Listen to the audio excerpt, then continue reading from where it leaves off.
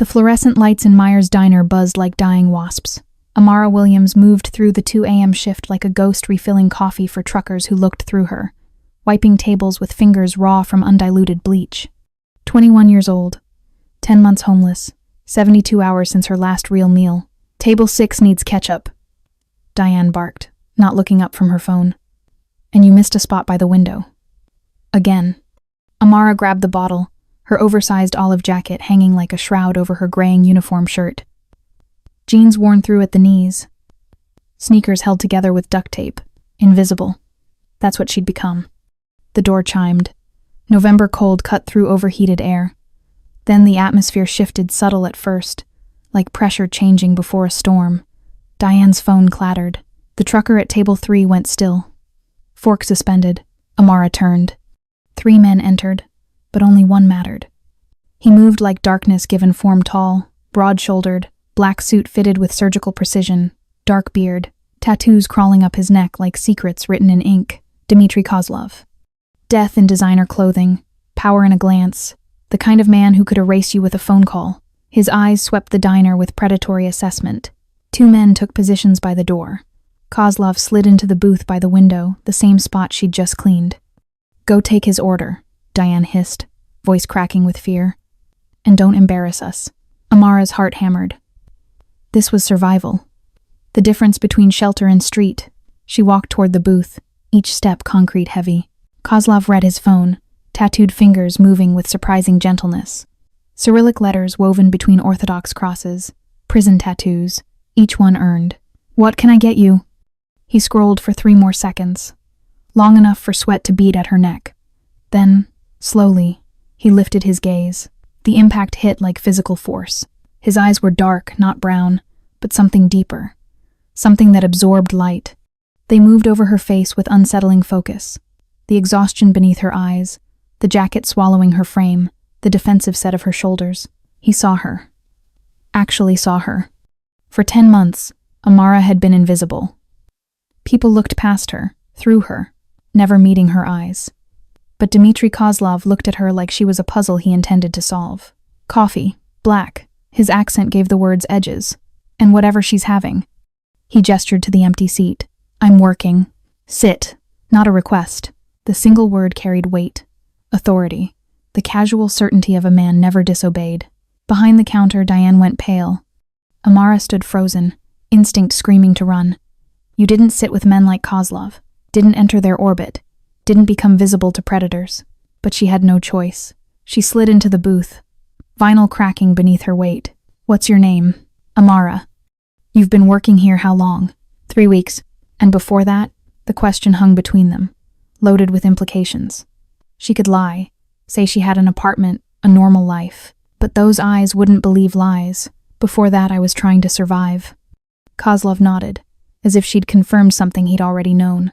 He leaned back, revealing more tattoos on his hands, skulls, and stars. Tell me, Amara. His voice dropped lower. If you found something valuable that didn't belong to you, something that could change your life, would you keep it? The question felt like a trap. Her pulse quickened. No, even if nobody would know, even if you needed it, especially then. Why? Because my grandmother taught me that your name is all you own. Because I've lost everything except my integrity. Because some lines, once you cross them, you can't walk back, she said. And I've already lost too much to lose myself too. Silence stretched. Kozlov studied her, skin-prickling intensity.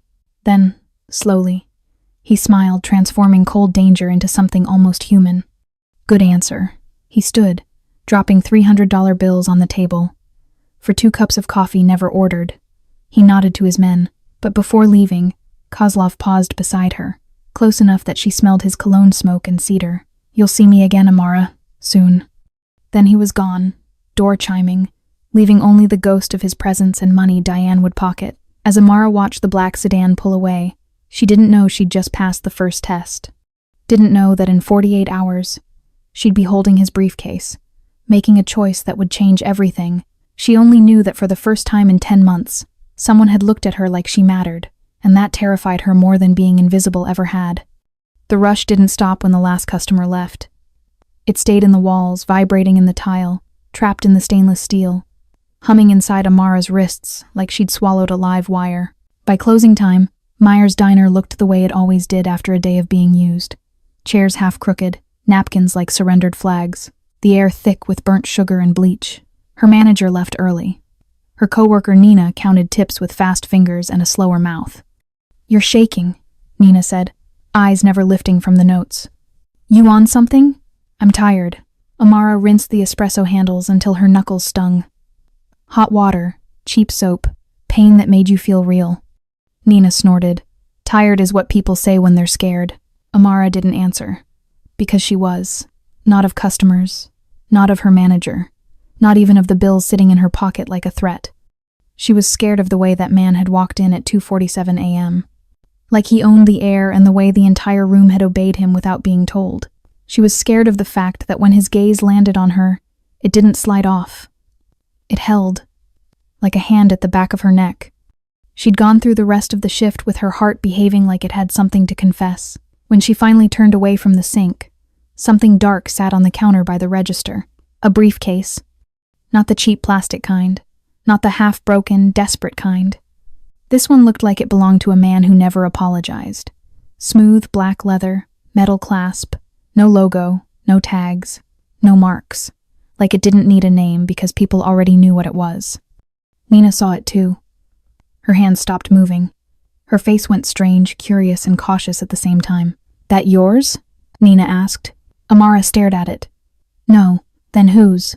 Amara didn't touch it. Didn't even lean close. It felt wrong to be near it, like stepping into a shadow that wasn't hers. Someone forgot it. Nina gave a small laugh that didn't carry humor. Nobody forgets something like that. Amara's stomach tightened. Maybe they did. Nina looked around the empty diner as if expecting the walls to answer. "Open it." Amara turned her head slowly. "No. You don't even know what's inside." Nina's eyes sharpened. Hungry in a way Amara recognized. Hunger didn't always look like wanting more. Sometimes it looked like wanting relief. It could be money. There it was, the ugly, simple truth. Money, rent, electricity. Her mother's prescription that was due again in 4 days. Amara had counted her cash that morning 3 times, like the numbers might change out of pity. They hadn't. Nina leaned in, voice lower. "You could take what you need. Whoever owns that won't even notice." Amara swallowed. She didn't trust her hands to move. "Don't say that. I'm saying what you're thinking." Nina's mouth twisted. "Or you're too righteous to think it." Amara stared at the case until the edges blurred. The temptation wasn't greed. Greed was luxury. This was survival with its teeth out. She pictured her mother on the couch, wrapped in a thin blanket even when the weather wasn't cold. She pictured the landlord's last text polite enough to be cruel. She pictured herself standing at the pharmacy counter, fake smiling while the cashier looked at her like she was a problem that needed solving. The briefcase didn't move, but it felt like it was watching her decide what kind of person she was allowed to be. Nina reached for it. Amara caught her wrist. Not hard, not soft. Just enough to stop her. Nina blinked. "You serious?" "Don't." Amara's voice came out quiet, cracked at the edges. "We don't touch it." Nina's eyes narrowed. "Why? You scared?" Amara let go. "I'm not stupid." "Same thing," Nina muttered. She pulled her coat on and grabbed her bag with sharp movements. "Fine. Keep it. Be noble. But listen to me if that belongs to who I think it belongs to. You don't want to be the one holding it when someone comes back for it." Amara's throat tightened. "Who do you think it belongs to?" Nina paused at the door, hand on the handle. "Men who don't lose things. Men who take them back." She looked over her shoulder, eyes suddenly serious. "And if you're smart, you call the cops." Amara's laugh was breathless, bitter. "For a briefcase?" Nina didn't laugh back. "For you." The bell above the door chimed as Nina left. The sound felt too cheerful for what it meant. Alone, Amara stood with the briefcase in the silence. She should have called the police. She should have left it on the counter and walked away, never looking back. But her body didn't believe in safety anymore. It believed in consequences. And something in her, something tired of being invisible, wanted to finish what that 2:47 a.m. gaze had started. She didn't open the case. She didn't count imaginary cash. She didn't touch it with bare hands. She wrapped it in a clean towel like it was dangerous, then slid it into her worn tote bag. The weight pulled her shoulder down, deliberate, possessive. Her heart beat once, hard, like a door locking behind her.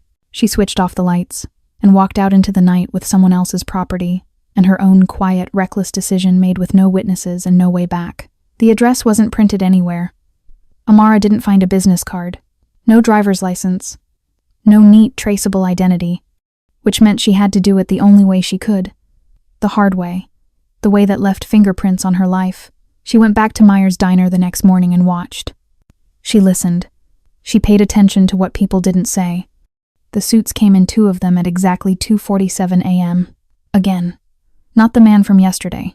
Different faces, same cold posture. They ordered nothing. They scanned the room like it was a map. And when their eyes reached her, they didn't linger. They verified. Amara's skin tightened. She waited until they left. Then she followed at a distance that felt stupid and smart at the same time.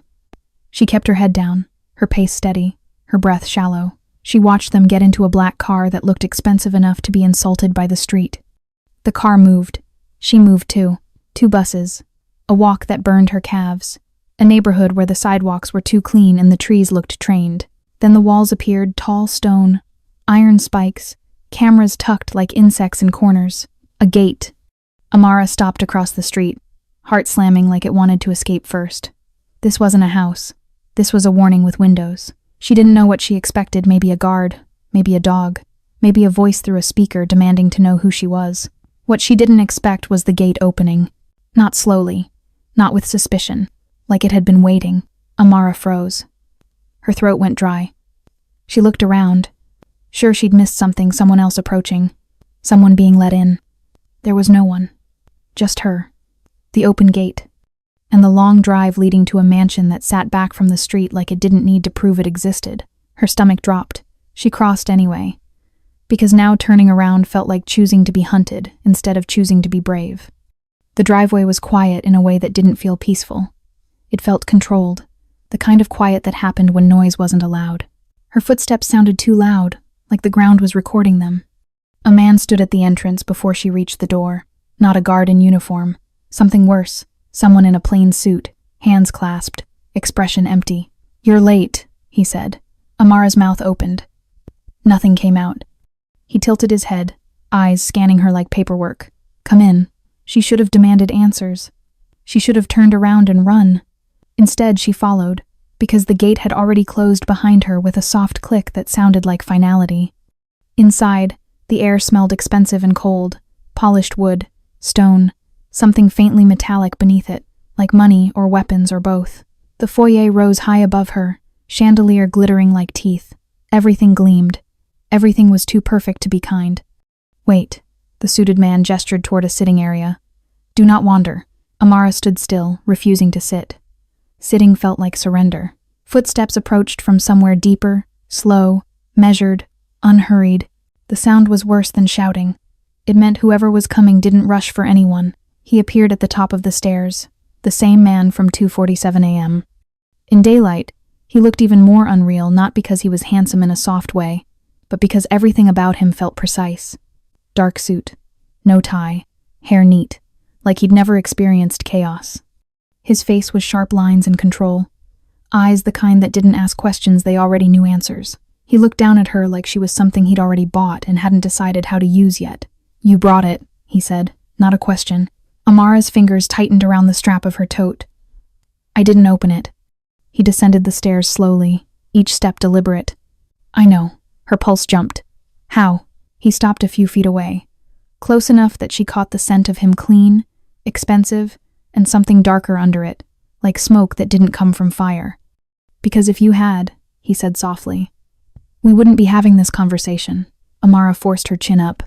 "I came to return it." He held out his hand. Not reaching, waiting, expecting obedience. Amara didn't move. "Why was your gate open?" A pause. Then, the smallest curve at the corner of his mouth, almost a smile, almost a threat. "Because you were always going to come." Cold slid down her spine. "I didn't even know where you lived." "You found me anyway." His gaze dipped briefly to her tote, then back to her eyes. "That's the point." Amara's anger flared, fast and defensive. "So you set this up?" "I lose nothing," he said simply. "Especially not on a counter in a cafe full of cameras. And race. Amara's stomach turned. This was a test. Everything is. His voice was calm, like morality bored him. Most people fail quickly. They open the case. They call a friend. They sell it. They run. They lie. He stepped closer, lowering his voice. You didn't. Amara's hands trembled, but she didn't back up. Maybe I'm just not a thief. Or maybe, he murmured, you're more dangerous than you think. The words hit her wrong, too intimate for a stranger, too accurate for a guess. He reached into his pocket and produced an envelope. Thick, heavy. He extended it toward her like he was offering mercy. For your trouble. Amara didn't take it. I don't want your money. His eyes narrowed slightly, as if that answer surprised him even though he'd planned for it. Everyone wants money. Not from you, she snapped. Not like this. The air changed. Not louder, just heavier, like the room leaned in. He stared at her for a long moment, silent, assessing. Then he gave a slow nod, almost approving. Good, he said. You passed. Amara's stomach twisted. Past what? He stepped aside, gesturing toward a hallway that disappeared into shadow. Come. No. The word came out sharper than she intended. I returned it. We're done. His gaze lifted, calm and lethal. You're not done. Amara's breath caught. You can't. I can, he interrupted, voice still quiet. And you already knew that when you walked through my gate. Amara hated that he was right. She hated that her feet didn't move away. She hated the heat that curled low in her stomach, confusing fear with something that felt like being seen. He leaned in slightly, close enough that his voice brushed her ear without touching it. You wanted to know who I am, he said. Now you do. He straightened, eyes locking on hers. And I know who you are too. Amara went still, the kind of stillness that comes right before a storm. Because she believed him. She didn't know how, but she believed him. And as the house held its breath around them, she understood the worst part. She hadn't just returned a briefcase. She'd stepped into a game she hadn't been told existed. And somehow, without meaning to, she'd won her first move. The car arrived like it didn't believe in waiting. Matte black, windows too dark, engine quiet enough to feel expensive. It stopped outside the diner at 2:47 a.m. Again, like time itself had been trained, Amara stood behind the counter with a cup in her hand she didn't remember pouring. Nina was already staring through the glass, face pale. Tell me you're not... Nina started. The bell chimed. Not him. Not directly. Two men entered first, same cold suits, same empty eyes, the kind of men who didn't ask permission because they were permission. One stayed by the door. The other walked up to the counter and placed a slim black box down like a receipt. For you, he said. Amara didn't touch it. I didn't order anything. You were given instructions, the man replied. No heat, no threat, just certainty. You will follow them. Nina made a sound under her breath, half warning, half prayer. Amara lifted her chin. Tell your boss I'm not an errand. The man's gaze slid briefly to Nina, then back. Your name is Amara. Your shift ends at 4. You will be outside. You will get in the car. Amara's stomach tightened. Not because she believed she would obey, because she knew refusing would have consequences she couldn't predict. And if I don't? She asked. The man didn't blink. Then you will still be seen. He left the box. The bell chimed again. The air in the diner didn't recover. Nina leaned close, voice sharp. Don't open that. I wasn't going to. Don't go. Amara looked at Nina and realized Nina's fear wasn't moral. It was experienced. You know who he is, Amara said quietly. Nina's mouth tightened. I know what men like that do when you make them feel stupid. Amara didn't answer, because the worst part was she didn't think he felt stupid. She thought he felt entertained. At 4, she walked out anyway. Not because she was brave, because staying inside felt like hiding, and hiding had never saved her. The car door opened before she reached it. No driver visible. She stood there a beat too long. The inside smelled faintly of leather and cold metal, clean enough to feel sterile. She got in, the door shut with a sound that felt final. The ride was silent except for the soft hum of motion and her own heartbeat acting like it wanted out. The city blurred. Streets got cleaner. Houses got larger. The iron gate opened like a mouth. This time, she wasn't surprised. That annoyed her. They stopped under a covered entrance. A man opened her door. Not a guard, not a servant. Something in between. This way. Inside, the house was quiet again. Too perfect. Too controlled. She saw cameras subtle, tucked into corners like eyes that didn't blink. She felt them on her skin. He appeared without announcement, as if he'd been standing in the dark waiting to see if she'd flinch. Dark suit, no tie. Calm like violence was a routine. "You came," he said. Amara's hands curled at her sides. "You sent men to my job." "I sent a gift," he corrected. "They delivered it." "The box?" He nodded once. "Open it." Amara didn't move. "I'm not here to play." His gaze sharpened slightly. "Everything is play. Some people just bleed when they lose." Amara held his stare. "What do you want?" He stepped closer, stopping a respectful distance from her body while invading every inch of her space anyway. "To thank you. For returning your bait?" she snapped. His mouth curved faintly. "For showing restraint when you had no reason to." Amara swallowed. "So you bought me a box?" "I bought you options." His voice stayed quiet. "Open it." Amara reached out and lifted the lid. Inside lay a phone new and a slim card beneath it with a single number and no name. "You're joking," she said. "That's your thank you?" "That's your access." "I didn't ask for access." "No," he agreed. "You earned it." Amara set the lid down slowly, anger and something worse twisting together in her chest. "This is control dressed as kindness." His eyes darkened in a way that felt like interest. "And you can tell the difference." Amara's jaw tightened. "I don't want your gifts." He leaned in slightly, voice dropping. "Then don't take the gifts. Take the truth." Amara didn't blink. "Which is?" He held her gaze like a lock clicking into place. "I don't offer things I'm willing to lose." "Is not crashin'." The air went heavy. Amara forced her voice steady. "So why bring me here?" His answer came too calm to be safe. "Because I'm going to make you an offer." Amara's throat tightened. "I'm not for sale." He nodded once, almost approving. "Good. I don't want what can be bought." He stepped back, then gestured toward a hallway. "Walk with me." Amara didn't move. "Say the offer." His eyes held hers. "Work for me. A beat."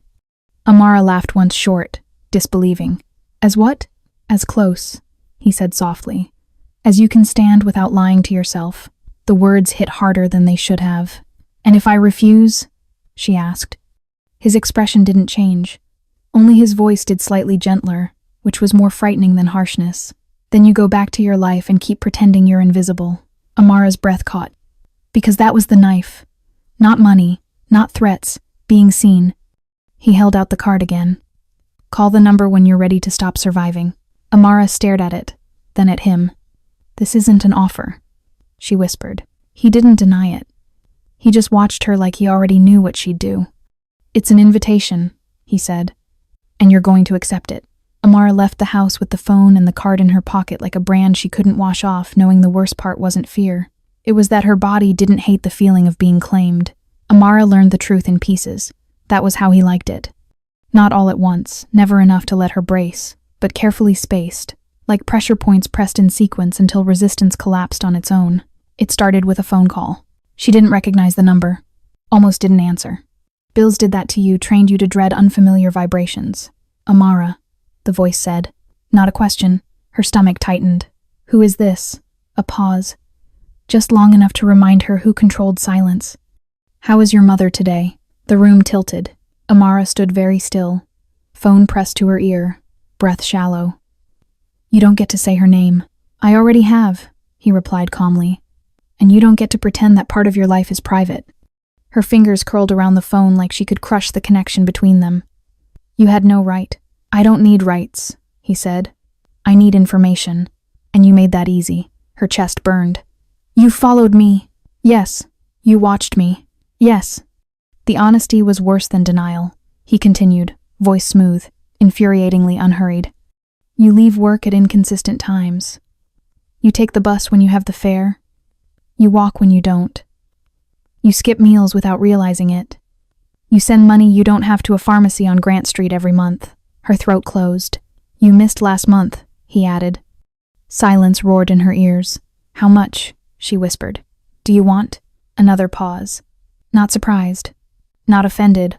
Almost disappointed. "I don't want money," he said.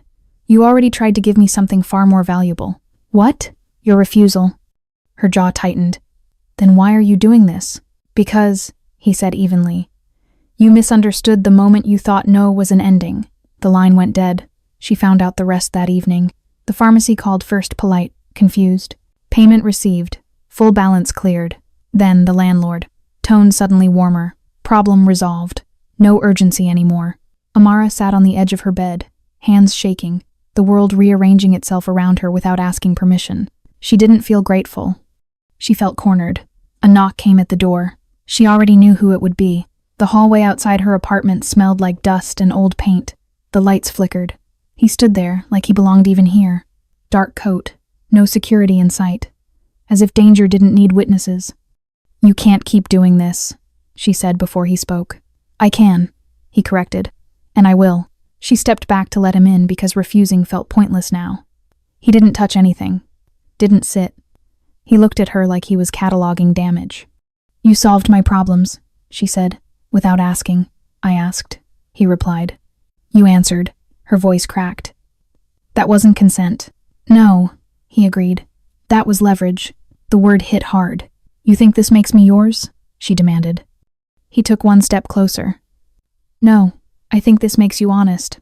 She laughed, a sharp, ugly sound. "Honest about what?"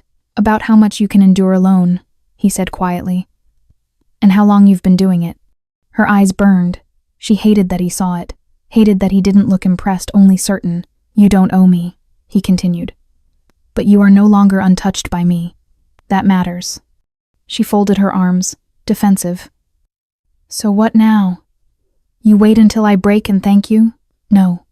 His gaze darkened. "I wait until you understand that walking away was never one of the available options." "It's Christ about it." Her chest tightened. "Then why pretend I had a choice?" He leaned in just enough that she felt the heat of him. "Because I wanted to see how far you'd go before asking for help." "And?" she whispered. His eyes held hers, unflinching, possessive in a way that made her pulse betray her. "You didn't ask," he said. "That's why you're here." She felt it then, the truth, sharp and irreversible. This wasn't generosity. This wasn't rescue. This was preparation. She exhaled slowly, voice steady despite the storm inside her. "So say it," he waited. "Say what you want." A beat. Then, softly, with no drama at all, "I want you close enough to choose me, before you realize how dangerous that choice is." The silence afterward was absolute. Amara nodded once. Not agreement, acceptance, because she finally understood the price of saying no, and why he'd already paid it for her. Amara waited 3 days before calling the number. Not because she didn't want to, because she hated that she wanted to. She tried to return to normal, worked her shifts, paid what she could, lied to her mother on the phone with a voice too bright. But the world had changed shape. Every camera on every street felt like it might be his. Every black car felt like a sentence. On the 4th day, the pharmacy called again politely, reminding her the next refill date was approaching. Amara stared at the wall until the paint looked like it was moving. Then she called. No greeting, no automated menu. A man answered on the first ring. "Amara." Her throat tightened. "I'm not agreeing to anything." A pause. "Understood. A car will pick you up at 6. Crace." The line went dead. "At 6. She got in. This time she didn't pretend it wasn't a choice. She chose the danger because the alternative was drowning slowly and calling it dignity. The estate felt different when you entered, knowing you might not leave unchanged. The gate opened. The drive swallowed her. The house waited. Inside, she was met by a woman in a black dress, older, sharp, eyes that measured without pity. "Rules," the woman said, handing Amara a thin folder. "You will learn them." Amara flipped it open. No dramatic clauses, no romance language, just control, neatly typed. Cameras, restricted wings, no guests, no personal phone in certain rooms, curfew, silence at night. Amara looked up. "This is a prison." The woman's mouth didn't move. "It is a home. For those who can behave." Amara closed the folder. "And if I can't, you'll be removed." The woman's eyes narrowed slightly. "If you're lucky." Amara felt something cold settle in her stomach. "What is the job?" The woman gestured down the hall. "Assistant. Errands. Scheduling. Presence." "Presence?" Amara repeated. The woman's gaze sharpened. "Do not confuse that for intimacy. You are not here to be touched." Amara's cheeks warmed, anger flashing. "I didn't think." "You will," the woman cut in. "That is why I'm warning you. Amara followed, past polished floors that reflected her like a stranger, past doors that looked too heavy to open, past quiet staff who avoided her eyes like she was contagious. Surveillance was everywhere, subtle, constant. It made her skin prickle. He found her in the study, like he'd timed it. Dark suit again, calm again. The same quiet power that made the room feel smaller. "You called," he said. Amara forced herself not to step back. "I need a job." His gaze held hers. "You need stability." Amara swallowed. "I need money." He nodded slightly. "Honest." Amara lifted her chin. "I'm not sleeping with you." A pause, then the faintest hint of amusement. "Good," he said. "If I wanted that, I wouldn't need offers." The words hit like a slap you weren't sure you deserved. He crossed the room slowly, stopping just short of her space. "You will work. You will be paid. You will follow the rules. And you will stop pretending you're powerless." Amara's voice came out steady. "And what do you get?" His eyes darkened. "I get to watch what you become when survival is no longer your only religion." Amara's pulse betrayed her. "That's not normal." "No," he agreed softly. "It's mine." Days passed, then a week. She learned the house's rhythm: quiet mornings, controlled afternoons, locked wings she wasn't allowed to enter. She learned which staff looked at her with curiosity and which looked at her like a mistake. She learned the camera's blind spots without being told, because her body didn't know how to relax. And through it all, she learned the dangerous part. He didn't chase her. He didn't beg. He didn't flatter. He simply existed near her like gravity, making resistance feel like effort. The first crack happened on a Tuesday night. Amara walked past the study and heard a voice, his low and sharp, speaking to someone on speakerphone. Business. Threats dressed as negotiation. A name dropped. A sentence that sounded like a verdict. She should have kept walking. Instead, she paused. The door opened behind her. Not loud, just enough. He stood there, eyes on her like he'd known she was listening. "You're curious," he said. Amara's throat tightened. "I was passing by." He stepped closer, voice low. "Lies are wasted here." Amara held his gaze. "Then tell me the truth." His mouth curved faintly. "The truth is a privilege." Amara's pulse jumped. "And the price?" He leaned in slightly, close enough that the air between them felt dangerous. "You stop pretending you don't want to know me." Amara went still. Because it wasn't desire that scared her. It was how quickly it could become devotion. The dress arrived without being asked for. Black, simple, elegant enough to look expensive without trying. It fit her like someone had measured her without touching her. Amara held it up and felt her stomach tighten. "I didn't agree to this." The older woman, still sharp, still watching, stood at the doorway. "You were told there is an event." "I'm staff." "Yes," the woman said, expression unreadable. "Tonight you will look like more than that." Amara's pulse jumped. "Why?" The woman's gaze flicked over Amara's face like a warning. "Because people will see you, and seeing you changes things." The gala took place in a building that smelled like money and secrets. Crystal lights, gold edges, laughter too polished to be real. Amara stepped out of the car and felt the air shift, eyes turning, calculating. She was used to being ignored. This attention felt like a trap. He appeared beside her, immaculate, calm, unbothered by the stares he caused. "You look uncomfortable," he said. "I look like bait," Amara replied through her teeth. He glanced at her once, slow. "Good." Her throat tightened. "Good?" He leaned closer, voice low enough to be private. "Because tonight I need everyone to understand something." Amara's pulse jumped. "What?" His gaze slid across the room, assessing threats like they were furniture. "That you are under my protection." Amara's stomach twisted. "Protection isn't ownership." He looked at her, then direct, heavy. "In my world, it becomes it." They moved through the room like a slow storm. People approached him with smiles that didn't reach their eyes. They nodded at her like she was a puzzle. He introduced her with no title, no explanation, just her name. And the way he said it sounded like a claim he didn't need to announce. Then she saw her. A woman in red, skin pale, eyes sharp, mouth curved like she'd been waiting for disappointment. She stepped in front of him with practiced elegance. "You brought a toy," she purred. Amara's spine stiffened. His expression didn't change. "I brought company." The woman's gaze cut to Amara. "Pretty," she said, like it was an insult. "Do you speak?" Amara smiled, small and cold. Only when it's worth it. A flash in the woman's eyes, surprise, then irritation. She turned back to him.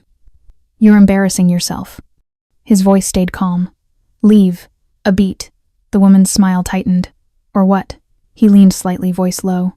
Or you'll learn what no means when I say it. The woman held his gaze, then stepped back, smile gone. She walked away like she hadn't been dismissed, but the room had noticed. Amara's pulse hammered. Who was that? He didn't look at her. A lesson I already survived. Before she could press, a man approached, tall, charming, too confident. His eyes lingered on Amara with interest that felt sticky. And who are you? He asked her, ignoring the man beside her like he was decor. Amara kept her face neutral. The man's hand lifted, as if to touch her arm. He moved so fast Amara didn't see it happen, only felt the air change. His hand closed around the man's wrist. Not crushing, not gentle, controlled. Don't, he said quietly. The man laughed, trying to save face. Relax. Don't, he repeated, voice still low, now edged with something that made the laughter die. You're forgetting where you are. The man swallowed, eyes flicking to Amara like she was suddenly dangerous. He pulled away and left. Amara stared at him, breath shallow. You didn't have to do that. He looked at her then, eyes dark. Yes, he said. I did. Amara's throat tightened.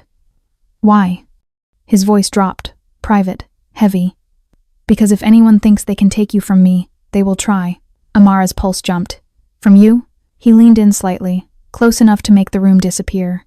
Tonight, he said, you are wearing my warning. Amara's stomach twisted not with fear alone. With the sick, sharp thrill of being wanted so completely it became dangerous. And as the music swelled, and the lights glittered, and the room watched them like a story unfolding, Amara realized the risk had shifted. The danger wasn't circling him. It was circling her. They came for her 2 nights later. Not at the gala. Not in public. Not when he could rip consequences in front of witnesses. They waited for the quiet moment. The routine moment. The moment she let her guard drop for half a breath. Amara walked a side corridor carrying files, his schedule, his calls, his controlled life written in ink. The lights flickered once. She told herself it was old wiring. Then a hand clamped over her mouth. Her body went cold, then hot. She kicked, elbowed, bit down hard enough to taste blood. A voice hissed. Quiet. Like she was the one being unreasonable.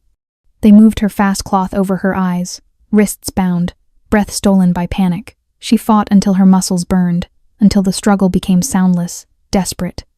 When the cloth finally came off, she was in a warehouse that smelled like metal and damp concrete. A single hanging light, shadows swallowing corners. A man sat on a chair in front of her, legs crossed, expression amused. Not one of his men, not staff, not anyone from the house. Hello, pretty thing, the man said. You've been expensive.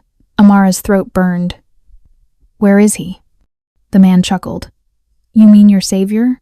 I mean the man who thinks he owns the air, she snapped. Her voice shook, but her eyes didn't drop. Where is he? The man leaned forward. Oh, he'll come. He always comes for what belongs to him. Amara's stomach twisted. I don't belong. Yes, the man interrupted, smile widening. You do, and that's the funny part. You don't even know how long this has been happening. Amara went still. What are you talking about? The man's gaze slid over her like a slow insult. The briefcase. Everyone. Amara's pulse spiked. That was bait, the man said softly. A hook. A pretty little test thrown onto a counter to see which kind of woman you were. Amara's breath caught. I already knew it was a test. The man laughed. You knew it was a test. You didn't know it was the beginning of a plan. Cold spread through her chest. Why me? The man shrugged. Because you have nothing. Because nobody would miss you. Because your morals are inconvenient. Because you didn't open it. He tilted his head. Because he likes women who fight the leash while they're still wearing it. Amara's stomach turned. He didn't choose me. The man's smile sharpened. He selected you. The words landed like betrayal. Not because she'd expected love, because some part of her had wanted to believe she mattered for something other than usefulness. A door opened somewhere behind the shadows. Footsteps slow, controlled. A presence entering the room like it owned the dark. He appeared at the edge of the light, expression calm in a way that made it terrifying. No panic. No fear. Only anger, quiet, lethal. Let her go, he said. The man laughed. Or what? You'll buy another one? He didn't blink. You're done. Amara's pulse hammered. She turned her head slightly, trying to read him, trying to find reassurance. But his eyes didn't go soft. They stayed hard, controlled, like this was still business. The man stood, spreading his arms. Tell her, he said. Tell her how long you watched her before you let her find your little case. Amara's throat tightened. She looked at him. How long? He didn't answer immediately. Silence stretched like wire. Then, quietly. Long enough. Amara's stomach dropped. Say it. His gaze locked on hers. Weeks. The room swayed. You watched me struggle. Yes. You watched me count money like it was oxygen. Yes. Amara's voice cracked, rage rising. You watched my mother. His jaw tightened. Yes. The truth was a knife because he didn't even flinch. He didn't apologize. He didn't justify. He just owned it. The man laughed, delighted. See?